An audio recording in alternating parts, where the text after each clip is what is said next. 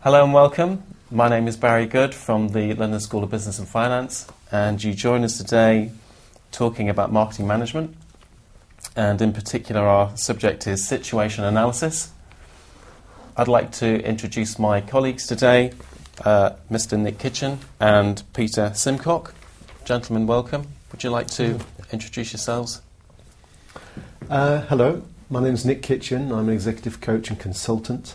My first career was actually in advertising, and I was a director of an international advertising agency, advising on strategy and marketing as well as brand development. And a lot of my work now is with multinational organisations, working with them around strategy and managing the turbulence that they face in international markets. Hi, I'm Peter Simcock, and I'm currently a senior lecturer in marketing management at Liverpool Business School, which is Liverpool John Moores University. I lecture on a range of marketing topics within marketing management, including services marketing, marketing orientation, marketing practice, and some aspects of strategic marketing. Gentlemen, thank you. Peter, Nick, we've had the opportunity to look at the case study regarding Nokia. In light of Porter's five forces as the module for reviewing the situation analysis. What's the initial comment that you have with regard to Nokia's state of play currently based on the case study? I suppose our thinking initially that comes to mind is, to some extent, porters can be quite constraining. And, writ through porters is a presupposition of competition and that being a predominant paradigm. And what we're seeing dramatically in the mobile phone market is actually increasing relationships and collaboration with third-party users and developers of applications and what have you, which is driving significant parts of the market, particularly in the first world.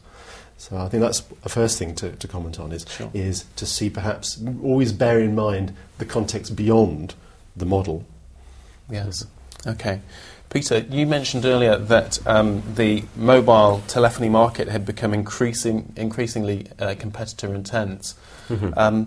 What's your view with regard to Porter's five forces here? Do you think that Nokia have been caught napping, or perhaps that the relevance of Porter's is no longer applicable in today's society? Okay, to actually look at it through Porter's particular model. The most important element there, as far as Nokia is concerned, is competitive intensity, competitive rivalry. The market, between 2001 and 2008, the market has consolidated as a classic oligopoly. And Nokia caught napping. Well, Nokia have added 10 percentage points to their market share in 7 years.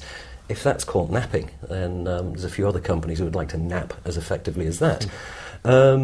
What's important for me, however, is who has declined in those 7 years and who's come on. And for me, I think the most significant threat is Samsung, which has come out of nowhere in 7 years to gain over 15% share of the market. And Samsung has a history of a very, very aggressive competitive posture in the consumer electronics market. So if you're going to say that, if you're going to look at this from a Porterian perspective, then I don't see radical new technology being a threat. I don't think it's the threat of new competition. This is a mature oligopoly. I can't see somebody else trying to force their way into the market. So for me, it's competitive intensity. Nick, what are your views on this? I think what's interesting about Nokia is, if you go back, a number of decades, Nokia were this strange Finnish conglomerate that used to chop wood, and then made the machines that chopped the wood, and then realised, for a variety of reasons, that the future could well be around mobile phones, and transform themselves at that stage. And I think what we're seeing is a similar sort of requirement for transformation and probably paradigm shift, to use an overused term, but I think it's really apparent here, or appropriate here. And I think some of these sort of previously vertically integrated organisations of this sort, that are more used to hierarchical relationships with various suppliers, are having to now really get their head around, how do we relate to and collaborate with and manage competing priorities around that. I mean, that's a whole different mindset. With the third-party suppliers who are driving the market in applications and the Android applications as well, that increasingly, particularly in the first world, and the first world is spreading very rapidly around the world, some of those. So how can we partake of that? And I think what's interesting is to some extent, Porter's Five Forces has a slightly old-fashioned feel to it. It's sort of closer to scientific management, closer to more predictable markets to some extent. And I think we're in a space now that is far more fluid and needs to be, organisations need to be more responsive and adept. To challenge themselves about how comfortable are we at starting to open up our patents, our ways of working, and so on to different organisations to support us in the growth of this. Okay. So, for example, in China, which is growing like mad, boy, do they need to learn how to collaborate. As does every organisation. Okay, so gentlemen, we've seen increasing innovation within mobile technology and increasing project life cycles, new product coming to market, new versions, new models, new functionality.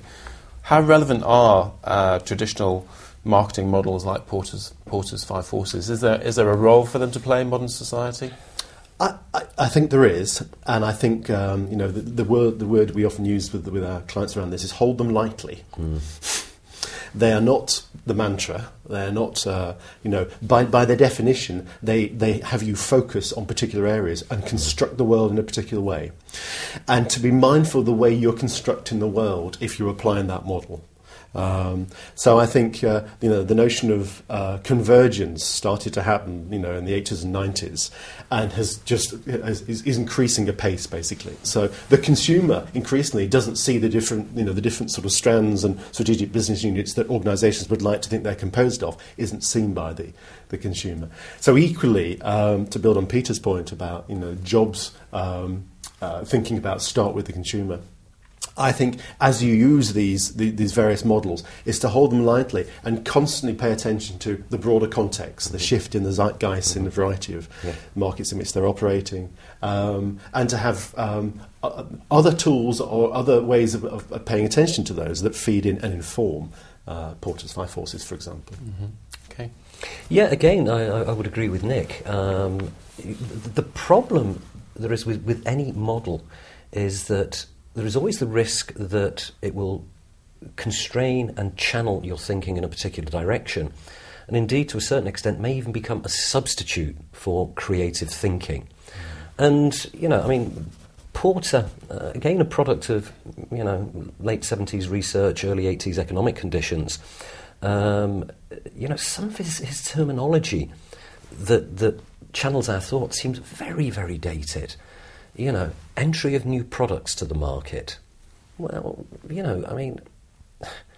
we tend not to think about products these days. Modern marketing thought doesn't talk in terms of products. It talks in terms of benefits.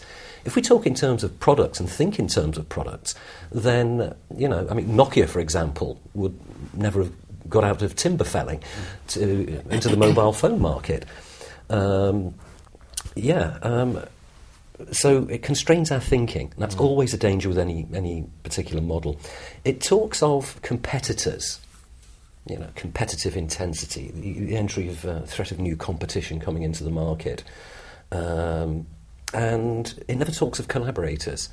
And again, just simply to underline what Nick said, so much of marketing at the strategic level, corporate strategy these days is about seeking out collaborative relationships. Porter also talks about the threat of substitutes into the market. Well, I think a 21st century way of looking at this would be the opportunity presented by substitutes coming into the market. So it's a useful signpost. Okay. It's a useful compass, but it's not a roadmap. Okay. So, gentlemen, very quickly, just to close, what should Nokia do going forward? Is it a case of applying the model, getting back to basics, or maybe looking at Porter's in combination with some other techniques? So, I suppose in summary, if I was working with advising Nokia, I think I'd go right back to the cultural DNA of the organisation, probably reminding itself of its ability historically to make some dramatic leaps forward and to change the way it sort of sees itself, and to really embrace this notion that in this world now, collaboration as much as competition is really important. By all means apply Porter's 5 forces, but also think about, and who else can we start to join with in this world and partner with in order to really help us take our appropriate share of the market. Okay, Peter? Yeah, again, looking at the brand DNA of Nokia, which has served it very, very well. It's innovative, it's enabling. That's what Nokia did. Yeah, okay, and to a certain extent, the organisation has got to think in terms of that. Let's be innovative. Let's take these leaps in the dark to a certain extent, because this is what made us large. This is what gave us 40% of an incredibly large global market. Beginning to use the models, but carry them lightly, but never ever let them be a substitute for original and often radical thinking. Okay, great. Okay, gentlemen, so in summary, and drawing the case study back to the Porter's 5 forces model, we asked our viewers to select one of 3 different solutions in terms of what they felt was the most significant challenge that Nokia faces within the mobile phone marketing landscape going forward. Which of those 3 solutions do you feel of Porter's are most applicable? Would it be solution A, the threat of substitute products? Would it be solution B, competitive rivalry within the industry? Or do you feel that it's solution C, which is threat of entry of new competitors? Nick, over to you.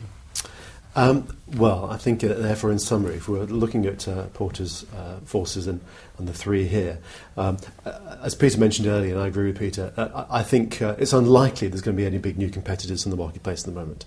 I think it's a very reasonably stable, it seems, oligopoly. Clearly, we can't see the future, that seems to be the case. So I think of those 3, the one that sort of speaks aloud is the threat of competitive rivalry within the industry. So that's the one in particular I pay attention to, with the caveat that pay attention to the whole model as well, even as you're sort of viewing this one. And that within competition, the flip side of competition is collaboration as well. And so, in that space there may well be competitors, but there may well be opportunities for other ways of engaging with people in the marketplace. Sure. Peter? Yes. For me, threat of entry of new competitors is a non-starter. Some interest in threat of substitute products, yeah, but the one that stands out clearly, if you had to put all your money on the nose, is solution B, competitor rivalry within the industry. What looks likely to happen in the coming years, and it may be a relatively short number of years, is that 3 or 4 major players are going to gain market share at the expense of companies that are not looking good, Motorola, Siemens, possibly. And they are jostling for position. They're jostling for position to exploit markets in China, in South Asia, in sub-Saharan Africa, that at the moment remain relatively underserved, and the potential, especially in China, of course, and equally in India, the potential there is huge. So that is the the competitive position that they want to hold. The competitive posture at the moment, I would say, from the likes of Samsung, is aggressive, and I think Nokia, their competitive posture is going to be defensive, always bearing in mind that the best form of defence is attack. So, an interesting few years ahead for that. Yeah. Okay, we'll look forward to see what happens. Gentlemen, thank you for your time. Thank you.